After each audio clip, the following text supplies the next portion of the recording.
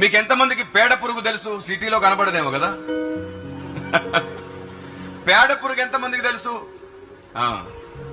తెలియని వాళ్ళకి తెలిసిన వాళ్ళు తర్వాత చెప్పండి. తేనెటీగ పేడ పురుగు స్నేహం చేసుకునేంట, ఫ్రెండ్షిప్. ఈ తేనెటీగ చెప్పిందంట పేడ పురుగుతో, పేడలో పురుగా ఎంతకాలం పేడలో బతుకుతావు? నా మధురమైన తేనెని నేను నీకోసం ఇస్తాను, దయచేసి పేడ తినడం మానేశాయి అని చెప్తే ఆ పేడ పురుగు అనిందంట, ఎంత మాట అన్నావు నువ్వు? మా తాతలు ముత్తాతల తాతలు అందరం కూడా పేడలోనే ఉన్నాం మేము, మా పేడ వదిలేయమంటావా? మర్యాదగా ఉండదు నీకు. సరే నువ్వు ఎందుకు అంత కోపానికి వస్తున్నావు? నేను ఇచ్చే తేనె రుచి చూడు, నీకు నచ్చిందనుకో, అప్పుడు దాన్ని వదిలేసేయి. అప్పటి వరకు నేను నిన్ను ఆ మాట అన్నాను, కానీ పేడ దుర్వాసన కొడుతుంది, నా మాట విని నేను ఇచ్చే తేనె రుచి చూడు. బతిమాలి ఒకసారి ఒప్పించేసింది. ఇంకా పేడ పురుగు అనింది సరే పెట్టు అని. మంచి తేనె చేతిలో పెడితే చక్కగా అది చప్పరించి అంటుందో తెలుసా? అబ్బే, నా పేడ నీ తేనె సేమ్ టు సేమ్ ఒకేలా ఉన్నాయనింది.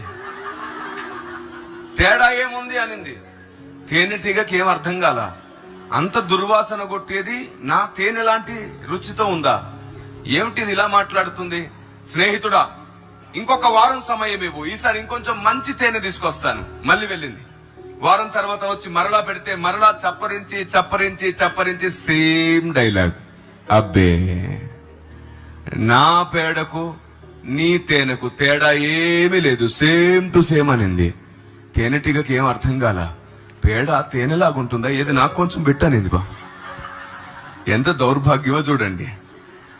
అది తీసుకొని కొంచెం రుచి చూసి వాంతులు ఇంకా దానికి. చిచ్చి, ఇంత నికృష్టంగా ఉంది, దీన్ని తేనెతో పోలిస్తావు నువ్వు అని అది ఆలోచించడం ప్రారంభించింది. దీనికి తేనె పేడ ఎందుకు ఒకలాగా అనిపించింది, కారణం ఏమిటని ఆలోచించి ఒక ఐడియా వచ్చింది. వెళ్ళిపోయి తేనెటీగతో చెప్పింది, నువ్వు నోరు ఒకసారి పెద్దగా తెరువు, సమస్య నీ నోట్లోనే ఉన్నట్టుంది. అది పెద్దగా నోరు తెరిస్తే తేనెటీగ తొంగి చూసిందండి, ఈ బుగ్గన ఇంత పేడుంది, నోట్లో ఒక సైడు ఇంత పేడుంది. ఇప్పుడు చెప్పండి, నోటి నిండా ఒక సైడు పేడ పెట్టుకుని ఎంత తేనె తింటే తేనె రుచి తెలుస్తుందా?